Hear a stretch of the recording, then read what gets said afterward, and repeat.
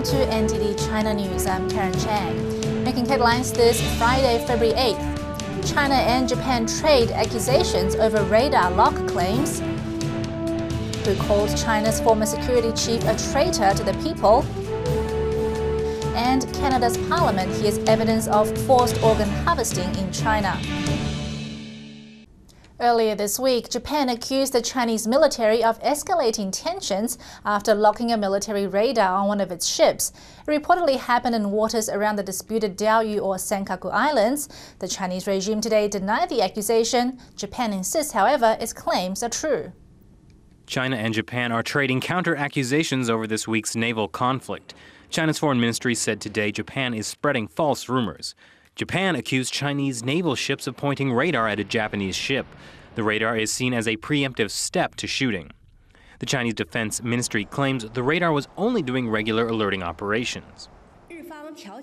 We hope that the Japanese side will refrain from such petty actions and return to the proper track of dialogue to resolve the issue. Japan has responded to that denial. The country's chief cabinet secretary, Yoshihide Suga, says the radar locking claims are true and were based on detailed analysis by the Japanese Defense Ministry. We have told China that we will respond calmly to these sorts of one-sided, provocative actions, and this could lead to an unpredictable situation.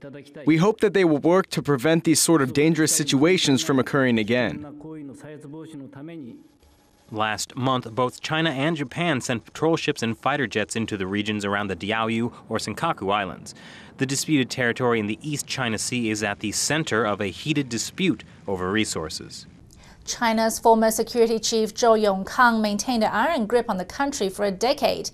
He controlled a vast network of secret police and spies. Now retired, voices throughout China are rising that he be brought to justice as a traitor to the people. Prominent Beijing-based human rights lawyer Pu Zhiqiang took a major risk when he publicly denounced China's former security chief Zhou Yongkang, calling him a, quote, traitor to the people, quote. The message appeared on Wednesday on Pu's personal accounts on the Twitter-like microblogs Sina, Tencent, and Sohu. Pu wrote, quote, after 10 years of this person in power, his poison has spread across the land. He is a traitor to the people. For the past 5 years, Zhou Yongkang headed the Communist Party's Political and Legislative Affairs Committee, or PLAC. It had jurisdiction over the police, courts, labor camps, and national security. Zhou's term ended last November, but his reign over PLAC has been blamed for pummeling China's legal system. Renowned Chinese rights activist Hu Jia had published an article back in 2007 saying that Zhou deserves to be hung for his crimes. When I was arrested in December 2007 and charged with subverting state power in 2008, my accusations against Zhou were used as evidence against me. Zhou Yongkang came into focus last year as the political scandal around Bo Xilai unraveled. The two are allies, and there were speculations that Zhou was grooming Bo as a replacement because of his equally aggressive security tactics. When Bo was ousted in March 15th, rumors flew that Zhou led a failed coup in Beijing and that gunshots had been heard near Zhongnanhai, the central government's seat of command. Posts containing these rumors were quickly removed. This week, Canada's parliament held a hearing on forced organ harvesting practices in China. It follows recent hearings in the European Parliament and US Congress that also address the issue, an issue that's now grabbing worldwide attention. It was a first for the Parliament of Canada. 2 Canadian lawyers testified in front of the Subcommittee on International Human Rights, saying the Chinese regime is killing its own citizens to harvest their internal organs. Waiting times for transplants of organs in China are days and weeks. Everywhere else in the world, waiting times are years or months. A short waiting time for a deceased donor transplant means the presence of a large bank of living organ sources ready to be killed on order to assure such short waiting times. For the period 2000-2005 alone, Matus and I concluded that for 41,500 transplants done, the only plausible explanation for sourcing was Falun Gong. 7 years ago in this building, Matas and Kilgore released the first investigative report into the allegations that the Chinese Communist Party is harvesting organs from Falun Gong practitioners.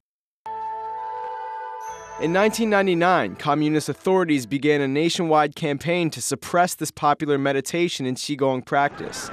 For doing this, at least 70 million Chinese citizens were condemned and marginalized. Hundreds of thousands were detained or arrested. Then in 2006, allegations of forced organ extractions emerged.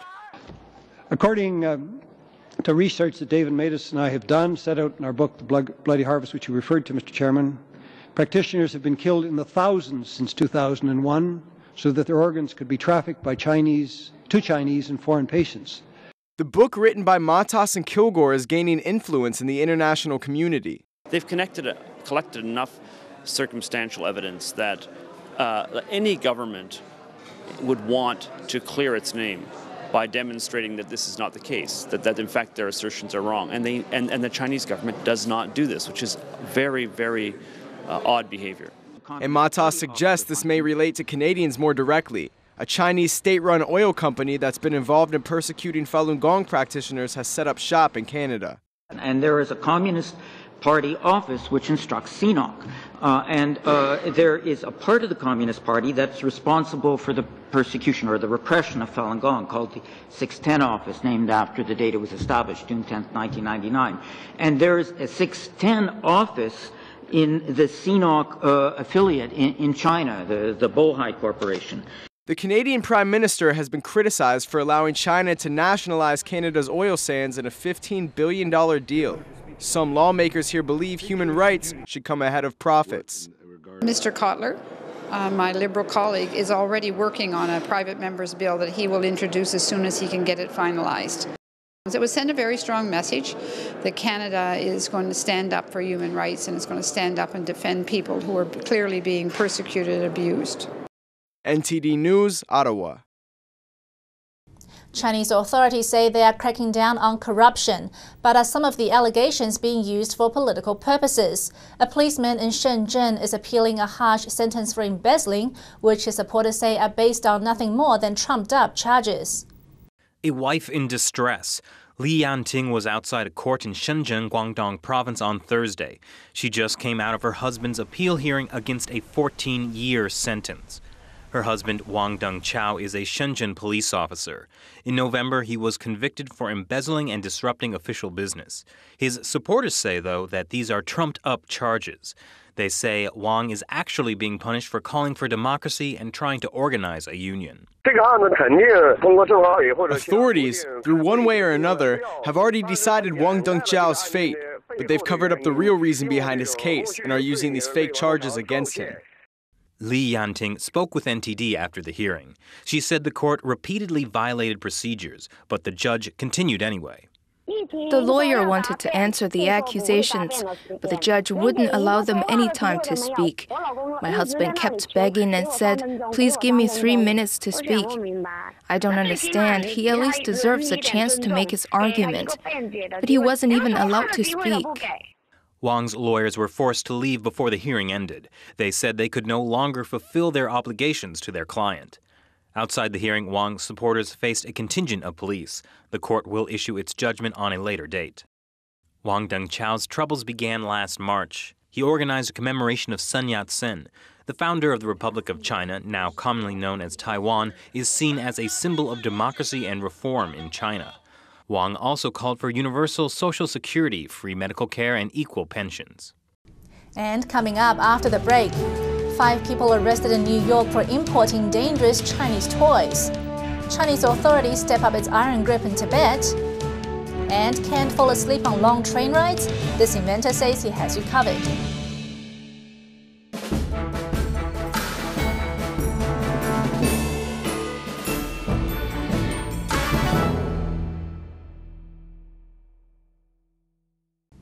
And welcome back.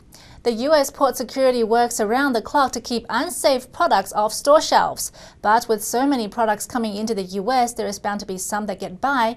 Here's a case of importers who shipped toys from China that were both dangerous and counterfeit. U.S. authorities on Wednesday charged 5 individuals and their companies for importing hazardous and counterfeit toys from China. They sold the toys wholesale and from a storefront in New York City.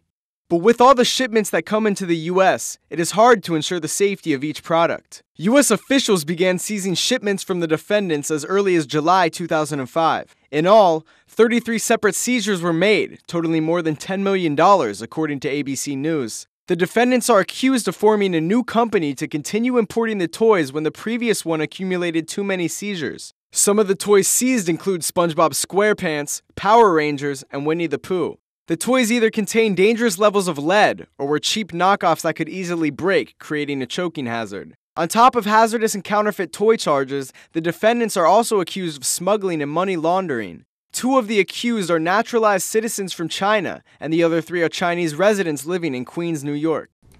Chinese authorities are further cracking down on Tibetans, arresting 70 people in the country's Tibetan regions, state-run media reported on Thursday. It follows a spate of self-immolation protests by Tibetans in recent years. State-run media says 12 of those detained have been formally arrested, but gave no details about their charges. Since 2009, nearly 100 Tibetans in China have set themselves on fire to protest communist rule. Most have died from the injuries. The Chinese regime has undertaken new measures to stop the protests. The latest is to charge Tibetans whom authorities say are inciting the protests. Chinese authorities have blamed hostile foreign sources for the self-immolations. It has long accused exiled Tibetan spiritual leader the Dalai Lama as a separatist. This week, Chinese state-run media accused U.S. broadcaster Voice of America of encouraging the deadly protests. VOA has strongly denied the claims. The Dalai Lama has maintained he does not support this form of protest and has called for dialogue with Chinese leaders to resolve the tension in Tibet. 16 people have been sentenced following a violent protest last July over environmental pollution. They've been charged with, quote, gathering to assault state organs, damaging property and theft. Protesters burst into the government compound there, overturning cars and ransacking offices. One protester, Zhu Baosheng, forced Qidong mayor into a T-shirt with anti-pollution slogans written on it. According to state-run Xinhua news agency, all 16 people were sentenced to 12 to 18 months in prison. 13 were given a reprieve because they confessed and repented. Only one of the defendants is planning to appeal. Qidong City, just 40 miles north of Shanghai, saw massive protests on July 28th of last year. Locals fear that a planned pipeline from Japanese paper mill Oji Paper will pump waste into water that made it to the Yangtze River. The waste would flow downstream and potentially contaminate a reservoir that provides drinking water for 40 million people. Qidong authorities backed down after the protest, halting plans for the wastewater pipe. Imagine being crammed on a crowded train, stuck on a hard seat and sitting there for days. Then again, maybe don't. This year, it's estimated over 32 million people will be traveling by train during the Chinese New Year, the world's largest annual human migration. But an inventor in China has come up with a pretty ingenious way to make the holiday travels a little easier. A new invention was put to the test this week. Inventor Chen Jianchen calls it the Train Buddy. It's 2 adjustable cushions that support the head and chest to allow it for a little shut-eye on a crowded journey. And Chen's timing couldn't be better.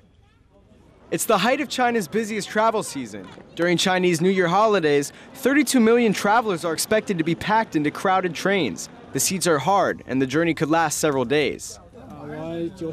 When I was in college in the 90s, I had to take a train to Beijing. After I slept on a hard seat overnight, I was in pain everywhere, in my waist, my neck, and my eyes. I wanted to invent something to help people in stiff seats sleep comfortably overnight. Chen Jianchen brought his invention on a train traveling from Shanghai to China's northeastern Jilin province on Thursday. I'm quite optimistic about the future development of the sleep aid. Passengers who buy tickets for hard-seat trains need this Train Buddy. There's the same demand for those who ride airplanes. So far, Chen has sold more than 700 of his Train Buddy, mostly through China's biggest e-commerce platform, Taobao. I think this is quite comfortable. The design is very user-friendly. The angles and pads can be adjusted. It's easy to assemble and carry. I think it's convenient and functional. The Chinese New Year falls on February 10th this year. Officially, the celebration lasts 10 days, kicking off the Year of the Snake according to the Chinese zodiac. And that's all for this broadcast of NTD China News. From all of us here at NTD, we wish you a very happy Chinese or Lunar New Year. We will be taking a break next week, but we will come back on February 18th. Coming up next is Discovering China. Stay tuned.